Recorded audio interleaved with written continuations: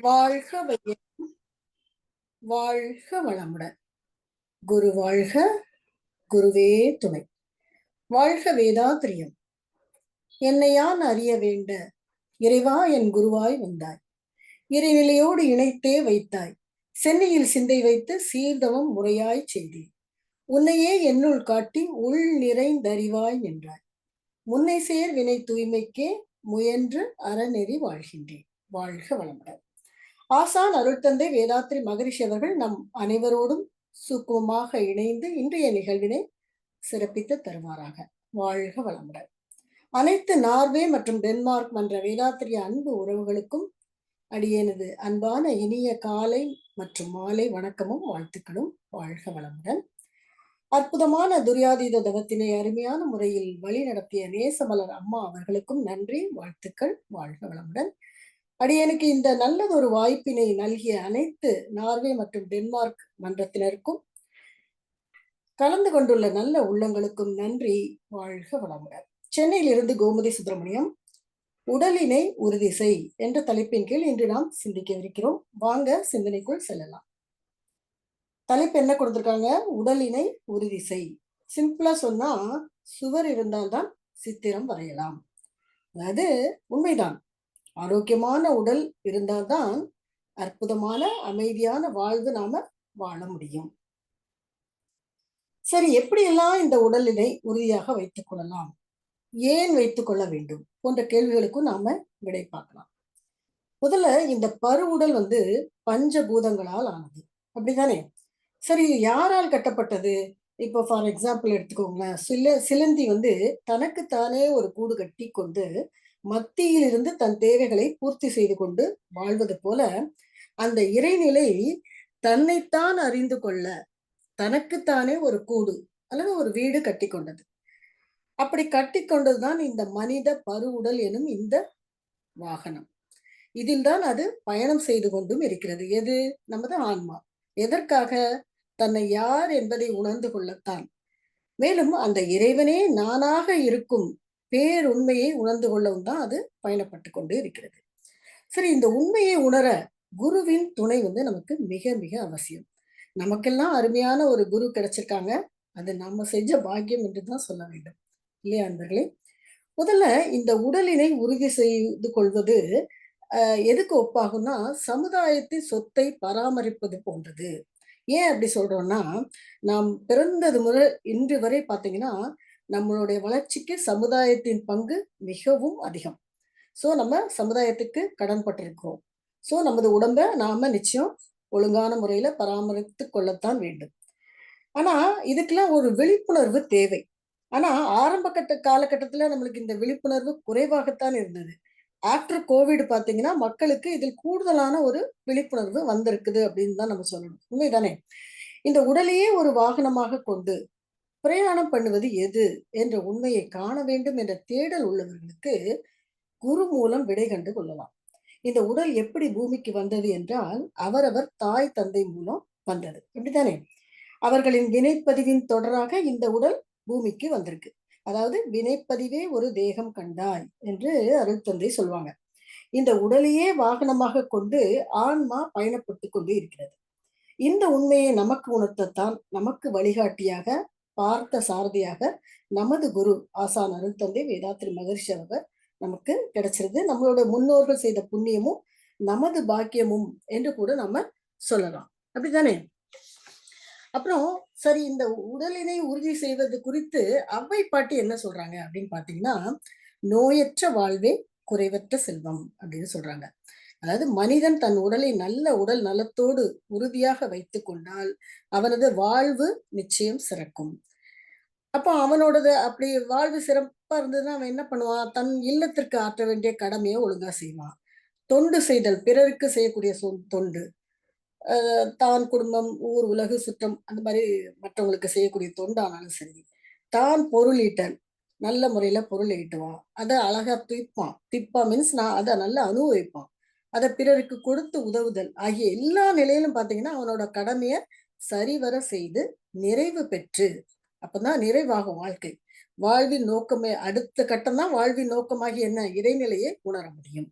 அப்படித்தானே? மேலும் மனிதன் இன்பமான வாழ்க்கையை தான் பொதுவா எல்லாருமே ஆசைப்படுவோம் இல்ல? நல்ல அமைதியான முறையில சந்தோஷமான வாழ்க்கை வாழத்தான் எல்லாரும் விரும்புவோம். அந்த ஆன்மா இந்த இன்பத் துன்பத்தை அனுபவித்தாலும், அது எத கருவியா கொண்டு உடலைத்தான் கருவியாக கொண்டு அனுபவிக்கிறது. எனவே இந்த உடலை நாம என்ன கண்ணும் கருத்துமாக பாதுகாக்க வேண்டும். திருமூலர் திருமந்திரத்துல சொல்றாரு பாருங்களேன். 2000 வருஷத்துக்கு முன்னாடியே திருமந்திரம் வந்து 724ல சொல்றாரு. அந்த திருமந்திரம் வந்து 724. உடம்பார் அழியின் உயிரார் அழிவர். திடம்பட மெய்ஞானம் சேரவும் மாட்டார். உடம்பை வளர்க்கும் உபாயம் அறிந்தே உடம்பை வளர்த்தேன் உயிர் வளர்த்தேனே. நமக்கு அழகா உடம்ப வளர்க்கறதுக்கு எக்ஸசைஸ் கொடுத்துருக்காங்க சாமிஜி. உயிரை வளர்க்கறதுக்கு காயக்கல்ப பயிற்சி, மனம் திறம்பட செயல்பட தியானம் அருமையா கொடுத்துருக்காங்க குரு. இப்போ இவர் என்ன சொல்றாருன்னா திருமூலர், உடல்நிலை சரியில்லை என்றால் நம்ம என்ன ஆகும்? உயிராற்றல் கொஞ்சம் கொஞ்சமா குறையும். இதனால் நம்ம எந்தவித கடமையும் நம்ம சரிவர செய்ய இயலாது. அதுக்கப்புறம் தான் எனக்கு புரிஞ்சது உடம்பினோட ஒரு அதனோட தன்மை புரிஞ்சுதான் நான் உடம்பை வளர்த்தேன் உயிர் வளர்த்தேன் அப்படின்னு அவரு பின்னாடிதான் அவரே புரிஞ்சுக்கிட்டாரு. அதே மாதிரி இன்னொரு ஒரு திருமந்திரமும் சொல்றாரு பாருங்களேன். உடம்பினை முன்னம் இழுக்கென்றிருந்தேன் உடம்பினுக்குள்ளே உருபொருள் கண்டேன் உடம்பினை உடம்புலே உத்தமன் கோயில் கொண்டான் என்று உடம்பினை யான் இருந்து ஓம்புகின்றேனே.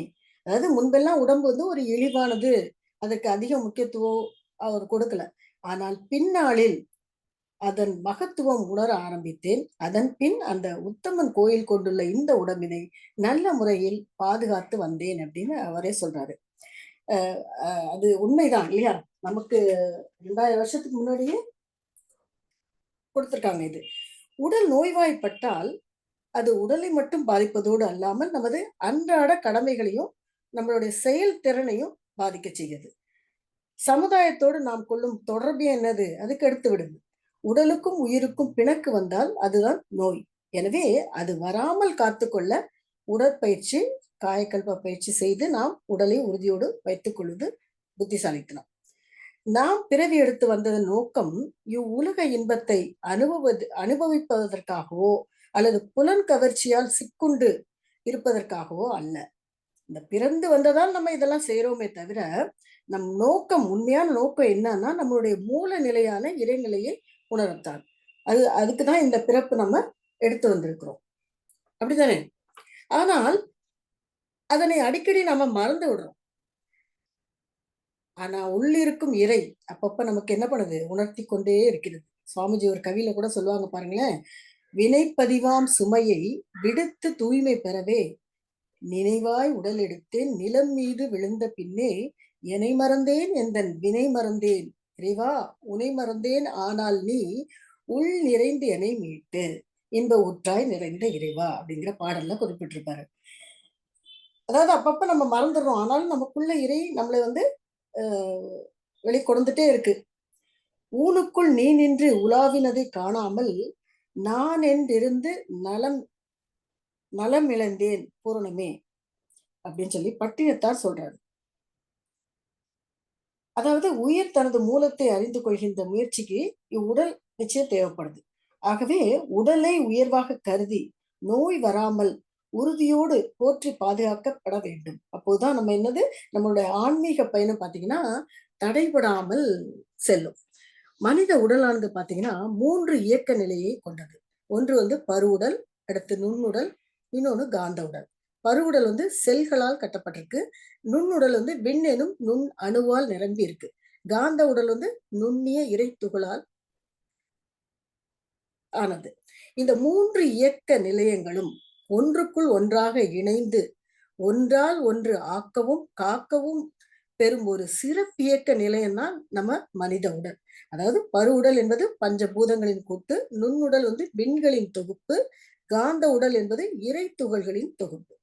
நமது உடல்ல பாத்தீங்கன்னா 5 அடுக்குகள். சிற்றறைகளால் செல் மூலம் கட்டப்பட்ட பருவுடல் எனது நிலம் என்று சொல்கிறோம். அதன் ஊடே நீர் இரத்த ஓட்டம். நரம்புகள் மூலம் காந்த சக்தி வெப்பமாகி நமது உடலில் பாத்தீங்கன்னா 98.4 டிகிரி ஃபாரன்ஹீட் எப்பவுமே அந்த வெப்பத்தை மெயின்டைன் பண்ணிட்டு இருக்கு, தக்க வைத்துக் கொள்ளும். அது வெப்பம். அடுத்து காற்றோட்டம், உயிரோட்டம் இவை எல்லாமே பார்த்தீங்கன்னா, ஒழுங்கான இயக்கம் பெற உடற்பயிற்சி நமக்கு மிக மிக அவசியம். இந்த உடலானது எவ்வளவு கனக்கச்சிதமாக வடிவமைக்கப்பட்டிருக்கிறதுன்னு பார்த்தீங்களா? உண்மையில் வியப்பாகத்தான் இருக்கிறது. உடலை உறுதி செய்ய முதல்ல நாம் உள்ளே தள்ளும் உணவு அதுல ஒழுங்குமுறை வேண்டும். அடுத்துதான் உடற்பயிற்சி. உணவு என்று எடுத்துக்கொண்டால், சரியான உணவை சரியான நேரத்தில், சரியான அளவு முறையோடு அது உணவு மிகாமலும் இருக்கணும், குறையாமலும் இருக்கணும். அந்த மாரி எடுத்துக்கொண்டால் உடல் ஆரோக்கியத்தை நம்ம பாதுகாத்துக் கொள்ளலாம். உடலை உறுதியாகவும் வைத்துக் கொள்ளலாம். மேலும் தானியங்கள், பச்சை காய்கறிகள், கீரை வகைகள் அன்றாட உணவில் நாம் சரியான விகிதத்தில் சேர்த்துக் கொள்ளுதல் வேண்டும். அப்புறம் பார்த்தீங்கன்னா, இயல்பாக இரும்பு சத்து, புரதம், தாது, கொழுப்பு, விட்டமின் போன்ற சத்துக்களும் செரிவான உணவை நம்ம தேர்வு செய்து எடுத்துக்கொண்டால், உடல் உறுதியாக நம்ம வைத்துக் கொள்ளலாம். அடுத்து பார்த்தீங்கன்னா, ஒரு நாளைக்கு ஒரு பொழுதாவது சமைக்கப்படாத உணவு. அதாவது பழங்கள், காய்கறிகள், பச்சை காய்கள் இந்த மாரி எடுத்துக்கலாம். அது ஒரு உடல் ஆரோக்கியத்திற்கு நல்லது. பழங்கள், தேங்காய், கேரட்டு, வெள்ளரி, பச்சை காய்கறிகள், மாங்காய், பீட்ரூட், உலர்ந்த விதைகள், முளைக்கட்டிய தானிய வகைகள், பழச்சாறுகள், பழத்துண்டுகள், உலர்ந்த பழங்கள், டேட்ஸு, கிஸ்மஸ் பழம், இயற்கை நெய், எண்ணெய், இந்த வெஜிடபிள் ஆயில்ஸ் அன்றாட உணவில நம்ம சேர்த்துக்கொள்ள வேண்டும். கலப்பு தானியங்கள், சூரணங்கள் எடுத்துக்கொள்ளலாம். எளிய உணவு அளவு முறை என்ற தலைப்புல சுவாமிஜி அழகான ஒரு கவிதை கொடுத்திருக்காங்க பாருங்களேன்.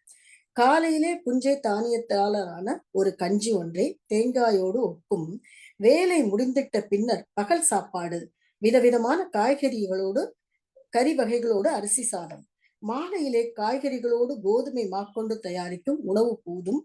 பாலை தனியாக காய்ச்சி இனிப்பு கூட்டி பருகிடலாம். டீ, காஃபி தேவையில்லை என்று உணவை எப்படி எடுத்துக்கொள்ள வேண்டும் என்று அழகான ஒரு சார்ட் நமக்கு போட்டு கொடுத்திருக்காங்க சுவாமிஜி. இதன்படி நாம உணவு எடுத்துக்கொண்டால் அவரவர் தம் நல்ல தினமும் எக்ஸசைஸ் செய்தாலே போதும். நம்ம உடலை உறுதியோடு நீண்ட காலம் பாதுகாத்துக் கொள்ளலாம். இது வந்து நம்ம காலையில ஒரு 5 மணிக்கு எந்திரிச்சோம்னு வச்சுக்கோங்களேன். நம்ம 5:30க்குள்ள நம்மளுடைய காலை கடன்களை முடித்துவிட்டு 5:30லேருந்து 6:15 வரை எக்ஸசைஸ் காயக்கல்பம் முடிச்சிடணும். 15 நிமிஷம் தியானம். அன்றாட வாழ்க்கையை நம்ம அந்த மாதிரி செட்டப் பண்ணிட்டோம்னா அருமையான. அப்புறம் 6:30க்கு பார்த்தீங்கன்னா, நம்ம காலையில கஞ்சி ப்ரிப்பேர் பண்ணி அதை ஒரு 7 மணிக்குள்ள பிரேக்ஃபாஸ்ட் சாப்பிடணும். 12 மணிக்கு அதே மாதிரி சுவாமிஜி சொன்ன இந்த காய்கறி வகைகளோட சாப்பாடு. 4 மணிலேருந்து 6 மணிக்குள்ள நம்ம இரவு சாப்பாடை முடிச்சுட்டு நம்ம அன்றாட வாழ்க்கையை நம்ம எடுத்துட்டாலே வாழ்வு நமக்கு நல்ல முறையில நம்ம உடம்பையும் பாதுகாத்துக் கொள்ளலாம், மனதையும் இதமாக வைத்துக் கொள்ளலாம். அப்படித்தானே? அப்புறம் இப்படி அற்புதமான உடல் நமக்கு வந்து மகத்தான கோயில் தன்மை பொருந்திய இந்த உடலை நாம் உறுதியாக வைத்துக் கொள்வது மிக மிக அவசியம் அப்படின்னு பார்த்தோம். இந்த கோவில் தான் ஆன்மா எனும் தெய்வம் குடிகொண்டு இருக்கு.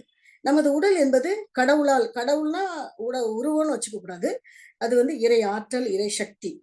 தனக்குத்தானே ஒரு அரிய கட்டப்பட்டிருக்கும் ஒரு அரிய பொக்கிஷம். அந்த அற்புதமான உடலை நாம் பராமரிக்காம விட்டுட்டோம்னா அது எப்படி இருக்குமா? அதாவது ஒரு அழகான பூந்தோட்டத்தை ஒழுங்கின்றி பராமரிப்பின்றி அதை வாட விடுவதற்கு சமம். ஒரு அழகான தோட்டத்தை நம்ம கொஞ்சம் கண்டுக்காம விட்டுட்டோம்னா எப்படி இருக்கும்? அந்த மாதிரி ஆயிடும் நம்ம உடல். அது அது அது மாதிரி நம்ம வீட்டு சாவியை வெளியே தூக்கி போட்டுட்டு நம்ம வெளியே நல்ல அழகான வீடு இருக்கப்ப நம்ம அதுல போய் உட்கார்ந்து சுகத்தை அனுபவிக்காம சாவியை எங்கேயோ தொலைச்சிட்டு வெளியில நின்றுட்டு இருந்தா எப்படி இருக்கும்? அதுக்கு சமம் அப்படின்னு சொல்றாங்க. உடல் என்பது மனித வாழ்வின் அடித்தளம். நம்முடைய எண்ணங்கள், ஆசைகள், செயல்கள், இலக்குகள் அனைத்தும் பார்த்தீங்கன்னா, நமது உறுதியான உடலின் துணையால் மட்டுமே நனவாக்க முடியும் என்பதை முதல்ல நாம் தெளிவாக புரிந்து கொள்ள வேண்டும். ஆனால் இன்றைய தலைமுறையினர் எப்படி இருக்காங்க பாருங்கன்னா, அசைந்து கெட்டது மனம், அசையாது கெட்டது உடல் என்பது போலத்தான் இருக்கிறாங்க. அப்படின்னா என்ன? தினமும் உடல் அசைத்து எக்ஸசைஸ், வாக்கிங், ஜாகிங் ரெகுலரா பிராக்டிஸ் பண்ணணும். ஆனால் அவர்கள் இருந்த இடத்தில் இருந்து கொண்டே அதுவும் ஒர்க் ஃப்ரம் ஹோம் என்ற கான்செப்ட்ல எப்பவுமே பொழுதனைக்கு கம்ப்யூட்டர் முன்ன உட்கார்ந்து வேலை பண்ணிட்டு இருக்காங்க. உடல் அசைவு வேண்டும் என்றால் இங்கே வந்து அதுக்கு வாய்ப்பே இல்லாம இருக்கு. ஏன்னா ஃபுல் டைம் அவங்களுக்கு அதுலயே டைம் சரியா போயிடுது. ஆனால் மனம் பார்த்தீங்கன்னா, மனம் அசையாம இருக்க வேண்டும். அப்பதான் வாழ்வில் வந்து ஒரு நல்ல முடிவுகளை நாம எடுத்து நல்ல முறையில வாழ்க்கையை நடத்த முடியும். ஆனால் மனம் பார்த்தீங்கன்னா, அதை அசையாமல் இருக்கிறதுக்கு பழக்கப்படுத்துறதுக்கு தான் தியானம் நம்ம கொடுத்துருக்குறாங்க. ஆனால் இவர்களும் என்ன பண்றாங்க? ஏதோ நினைப்பு, கனவுகள் மனதுல அப்படியே வந்துட்டே இருக்கு. அது அலைபாய்ந்து கொண்டே இருக்குது. அது நான் எல்லாரையும் குறிப்பிடல. பெரும்பாலோர் பார்த்தீங்கன்னா, டைம் இல்லை என்ற காரணத்தை சொல்லி இந்த உடற்பயிற்சி செய்யாமல் இருப்பதைத்தான் இங்கு நான் நினைவுபடுத்த விரும்புகிறேன். வேற ஒண்ணும் இல்ல. அத கொஞ்சம் அவங்க கவனத்துல எடுத்துக்கிட்டா ரொம்ப நல்லது. உடல் எடை உறுதி செய் என்பது நாம் ரெகுலராக உடற்பயிற்சி செய்யவும், ஆரோக்கியமா இருங்கள் என்பதற்கான ஒரு அழைப்பு மட்டும் அல்ல. அது வந்து நம் முழு வாழ்க்கை திட்டத்திற்கு ஒரு அடிப்படை விழிப்புணர்வு அது. அதனால தான் குழந்தைகள் பார்த்தீங்கன்னா, 8 வயது ஆனவுடன் இந்த உடற்பயிற்சி தினமும் அவங்க அந்த பல் தேய்க்கிறாங்களா, டெய்லி பல் தேய்க்கிறாங்களா, பழக்கத்துக்கு எப்படி வருது? அதே மாரி தினமும் உடற்பயிற்சி செய்ய வேண்டும். அதற்கு தான் நமக்கு உலக சமுதாய சேவா சங்கத்துல ஆன்லைன் கிளாஸஸ் ஒரு 5 நாள் குடுத்துருக்காங்கங்க. குழந்தைகளுக்கு மட்டும். துளிர் என்ற வகுப்புகள். அந்த ப்ரோகிராம்ல 5 நாட்கள் அ 8 வயசு நிரம்பிய மாணவ, மாணவிகளுக்கு குடுத்துருக்காங்க. அது 1 ஹவர் தான் கிளாஸு 5 நாளைக்கு. அந்த 5 நாட்கள்ல அவங்க கற்றுக்கொண்டதை, அவங்க வாழ்நாள் முழுதும் அவங்க பழக்கப்படுத்திக் கொண்டால், அவர்கள் வாழ்க்கை வந்து சிறந்த முறையில் நல்ல ஆரோக்கியமான, வளமான வாழ்வு நிச்சயம் பெறலாம். இதை நாம் கருத்தில் கொண்டு நமது பேர குழந்தைகளுக்கும் நம்ம இத வழிநடத்தி செல்லலாம். ஆரோக்கியமின்றி எந்த வெற்றியும் நீடிக்காது என்பது அனைவரது மனதிலும், குறிப்பாக குழந்தைகள் மனதில் ஆழ பதிந்து விட்டால், உடல் நலம் நிச்சயமாக காத்துக் கொள்வார்கள்.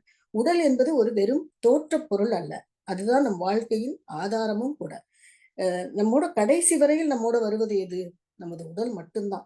நம்மளுடைய ஆசைகள், கனவுகள், முயற்சிகள் இவை அனைத்துமே பார்த்தீங்கன்னா, ஒரு உறுதியான உடல் இல்லாமல் சாத்தியமாகாது என்பதை முன்பே நம்ம பார்த்தோம். நாம் நமது உடல் நலத்தை கவனிப்பது தான் நம்முடைய முதல் பொறுப்பு, கடமையும் ஆகும். இதிலிருந்து நாம் சிறிது கூட நம்ம பிறழக்கூடாது. அதுல வந்து ரொம்ப கண்ணும் கருத்துமாக இருக்க வேண்டும். நாம் நமது உடலை உறுதியாக வைத்தால் தான், நமது மனம் என்ன உறுதிப்படும். அப்புறம் மனம் உறுதிப்பட்டா நமது வாழ்க்கையும் வலிமையோடு நகரும், தொடரும். எல்லாமே பார்த்தீங்கன்னா, இன்டர் ரிலேட்டட் தான். ஒண்ணுக்கொண்ணு தொடர்புடையதுதான். உடலை உறுதி செய்தா தான் இதுக்கு உறுதி செய்ய தான் சாமிஜி அருள் தந்தை அழகான முறையில எளிமையான உடற்பயிற்சி குடுத்துருக்காங்க. நல்ல உணவு, உணவு திட்டம் கூட சாமிஜி குடுத்துருக்காங்க. நல்ல தூக்கம், தியானம். தினமும் காலையில, மாலையில ஒரு 20 நிமிஷம் நீங்க தியானம் பண்ணணும். இந்த 4யும் நாம தினமும் கடைபிடித்தாலே போதும், வாழ்வு சிறக்கும். இவை எல்லாமே நமது உடலை நலம் தரும் நெருப்பாக மாற்றும். நமக்கு நாமே உறுதுணையாக இருக்கவும், மற்றவர்களுக்கு நம்மால் முடிந்த உதவிகளை செய்யவும் வேண்டும் என்றால், முதல்ல நம்ம நன்றாக பராமரித்துக் கொள்வது அவசியம். நாம் வேலைப்பளு காரணமாக பிஸி பிஸி என்று உடலை அலட்சியம் செய்துவிட்டு ஓடினால், ஒரு நாள் என்ன ஆகும்? உடல் பிஸி ஆயிடும். எங்க எங்க பிஸி ஆயிடும்? அது ஆஸ்பத்திரியில போய் படுத்துக்கிடும். அப்புறம் அதுக்கு நம்ம வாய்ப்பு கொடுக்கவே கூடாது. விழிப்புணர்வோடு இருத்தல் மிக மிக அவசியம். உடல் நலம் என்பது அழகு அல்ல. அது வந்து ஆராய்ச்சி. இன்றைய காலகட்டத்தில் பெரும்பாலான மக்களிடம் பார்த்தீங்கன்னா, மனச்சோர்வு அதிகமாக இருப்பதை நம்ம காண முடிகிறது. அப்புறம் தலைவலி, முதுகு வலி, மன அழுத்தம், தூக்கம் குறைவு என்றெல்லாம் சொல்றாங்க. அதுக்கு ஒரே தீர்வு பார்த்தீங்கன்னா, உடலை உறுதிப்படுத்துவது. எப்படி என்றால், சுவாமிஜி கொடுத்த இந்த அருமையான உடற்பயிற்சி தான். மனவளக்கலை பயிற்சி மூலம் தான் நம்ம சரியான வழிக்கு எடுத்துச் செல்லலாம். உடற்பயிற்சி, சீரான உணவு, நல்ல தூக்கம், தியானம், சுய பராமரிப்பு இவை ஒவ்வொன்றும் நான் முன்பே குறிப்பிட்டது போல தினமும் செய்ய வேண்டிய ஒரு சுய அன்பு செயல்கள். குறிப்பாக பெண்களுக்கு அருட்தந்தை அதிக முக்கியத்துவம் கொடுத்து பயிற்சிகள் கொடுத்திருக்காங்க. உடல் இறைநிலை உரைகின்ற ஆலயமாக இருக்கின்றது. எள்ளுக்குள் எண்ணெய் போல் உடலுக்குள் இறைநிலை மறைந்து நின்று அறிவாக இருந்து ஆட்சி செய்து கொண்டிருக்கிறது என்று மகரிஷி இங்க சொல்றாங்க. அதாவது உடல் தத்துவம் பற்றி நமக்கு விளக்கி இருக்காங்க. அப்படிப்பட்ட அற்புதமான உடலை பெண்கள் ஒவ்வொருவரும் தங்களது உடலை பற்றி முழு பொறுப்பேற்க வேண்டும். பெண்களாகிய நாம் நம் குழந்தைகளை நல்ல முறையில் பார்த்துக் கொள்கிறோம்.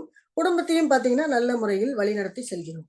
வேலை செய்யும் பெண்கள் பார்த்தீங்கன்னா இன்னும் கூடுதலாக அலுவலகங்களையும் நன்றாக பேலன்ஸ் பண்றாங்க.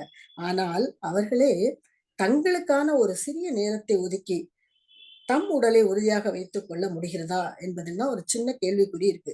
ஆனால் இதன் முக்கியத்துவத்தை அருட்தந்தை மனவளக்கலை பயிற்சியின் மூலம் நமக்கு அருமையான முறையில கொடுத்திருக்காங்க. குருவை மதிப்பவராக நாம் இருந்தால் கூடுமான வரையில் தினமும் பயிற்சிகளை முறையாக செய்தல் அவசியம். பெண்களுக்கு வேண்டிய ஒரே அழகு பார்த்தீங்கன்னா அது ஆரோக்கியம் மட்டும்தான். வெளிப்படையான தோற்றம் அல்ல என்பதை முதலில் பெண்கள் தாங்கள் புரிந்து கொள்ள வேண்டும். நம் உட்புற சக்தியான ஆரோக்கியம்தான் நம்மை அழகாகவும் ஒளிரும் பெண்களாகவும் மாற்றும். அதனால்தான் ஒரு பழமொழி சொல்லுவாங்க, ஆரோக்கியமே ஆசி வரும் செல்வம் அப்படின்னு முன்னோர்கள் குறிப்பிடுவாங்க. அந்த காலத்தில் பார்த்தீங்கன்னா, ஆண்களுக்கும் சரி, பெண்களுக்கும் சரி நல்ல உடல் உழைப்பு இருந்தது. தனியாக அவங்க எக்ஸர்சைஸ் உடற்பயிற்சி செய்யணுங்கிற அவசியம் தேவைப்படாமல் இருந்தது.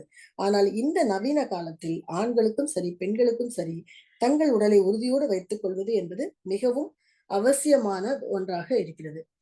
அ அதுக்கு தான் அருள் தந்தை கொடுத்த மனவளக்கலை பயிற்சிகள். இது பார்த்தீங்கன்னா, ஒரு 45 நிமிஷம் நம்ம செய்தாலே போதும். நம்ம ஒரு நாள்ல நமக்குன்னு ஒரு 1 மணி நேரம், ஒரு 10 நிமிஷம் ஜாஸ்தியா எடுத்துக்கலாம்.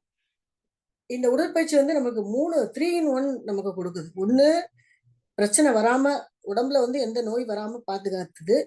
வந்த நோயா இருந்தாலும் அத குணமடைய செய்யுது. ரெகுலரா செஞ்சோம்னா, அது குணமடையவும் செய்றதுக்கு வாய்ப்பு இருக்கு. 3வது ரொம்ப முக்கியமானது, வயதானாலும் வலி இல்லாத ஒரு வாழ்க்கை முறையை கொடுக்குது. ஸோ, அதனால 3 இன் 1 இந்த எக்ஸர்சைஸ் நமக்கு வந்து அ ரொம்ப பேருதவியா இருக்கு.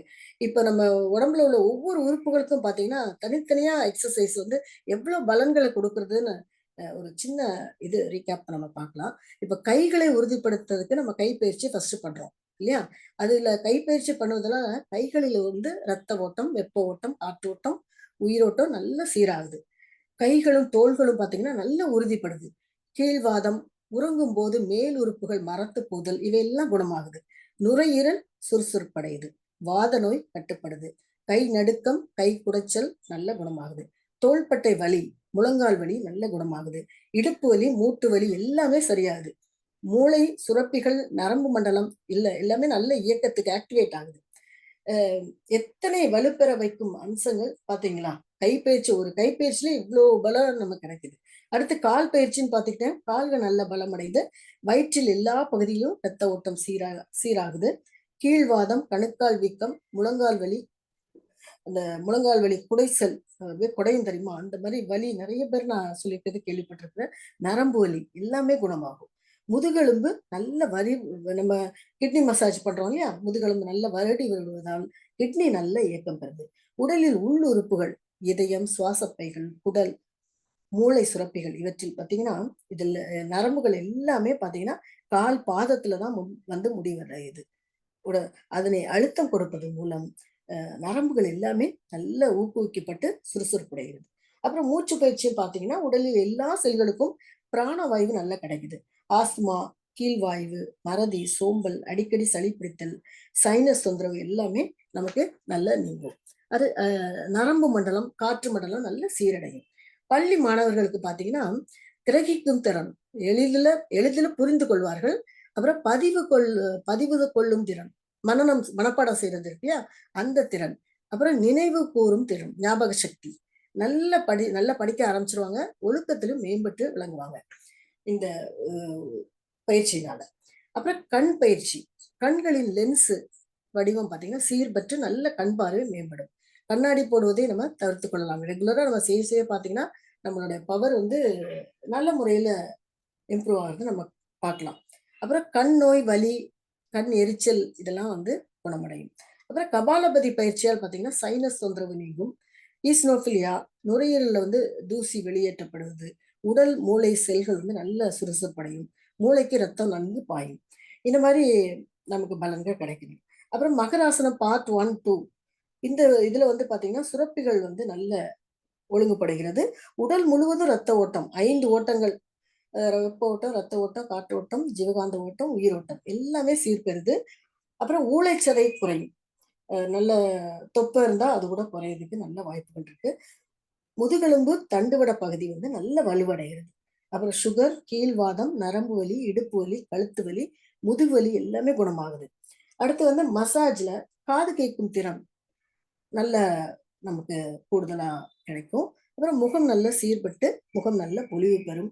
அப்புறம் வந்து 14 பாயிண்ட்ஸ் அக்குப்ரெஷர்ல மின்சார ஓட்டம் சீர்பெறும்.